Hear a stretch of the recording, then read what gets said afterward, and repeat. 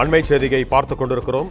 மேகதாட்டுவில் நிச்சயமாக அணை கட்டியே தீருவோம் என்று கர்நாடக துணை முதலமைச்சர் டி.கே. சிவக்குமார் தெரிவித்திருக்கிறார்.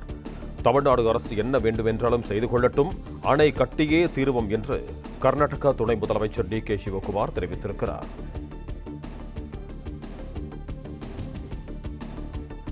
மேகதாட்டுவில் நிச்சயமாக அணை கட்டியே தீருவோம் என்று கர்நாடக துணை முதலமைச்சர் டி.கே. சிவக்குமார் தெரிவித்திருக்கிறார். இது தொடர்பான கூடுதல் விவரங்களோடு இணைகிறார் எமது செய்தியாளர் நிரஞ்சன். வணக்கம் நிரஞ்சன், உங்களிடம் இருக்கும் தகவல்களை சொல்லுங்கள். டெல்லிக்கு தற்பொழுது காங்கிரஸ் கட்சியின் ஒட்டுமொத்த அமைச்சரவையுமே வந்திருக்கிறார்கள். காங்கிரஸ் கட்சியினுடைய அத்தனை மூத்த தலைவர்களும் குழுமி இருக்கிறார்கள். குறிப்பாக கர்நாடகத்தில் முதல்வர் மாற்றம், அமைச்சரவை மாற்றம் குறித்து இன்றைய தினம் ஆலோசனை நடத்தப்பட உள்ள நிலையில் முதல்வர் சித்தராமையா, துணை முதல்வர் டி.கே. சிவக்குமார் ஆகியோரும் டெல்லியில் இருக்கக்கூடிய கர்நாடக அரசின் அதிகாரப்பூர்வ இல்லத்தில் தங்கியிருக்கிறார்கள். அப்பொழுது கூட்டத்திற்கு செல்வதற்காக வெளியே வந்த கர்நாடக துணை முதல்வர் டி.கே. சிவக்குமாரிடம் செய்தியாளர்கள் கேள்வி எழுப்பினோம்.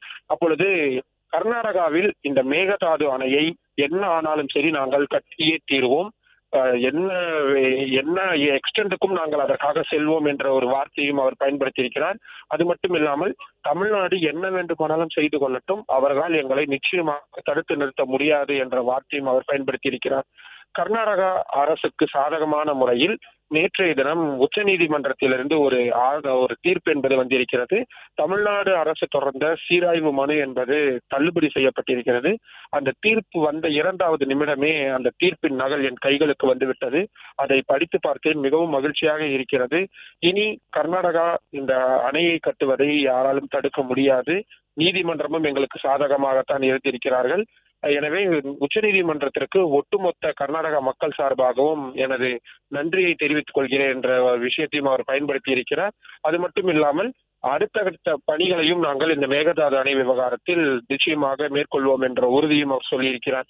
ஆனால் அவர் சொல்ல மறந்தது, உச்சநீதிமன்றத்தில் தள்ளுபடி செய்யப்பட்ட அந்த மனு என்பது டிஐபிஆர் என்று சொல்லப்படக்கூடிய அந்த திட்ட வரைவை தயாரிப்பதற்கான அனுமதி மட்டும்தான். அணையை கட்டுவதற்கான அனுமதி என்பதை உச்சநீதிமன்றம் எதுவும் கொடுக்கவில்லை. அந்த திட்ட வரைவை தயாரித்துக் கொள்ள ஒரு அனுமதி என்பதுதான் கொடுக்கப்பட்டிருந்தது.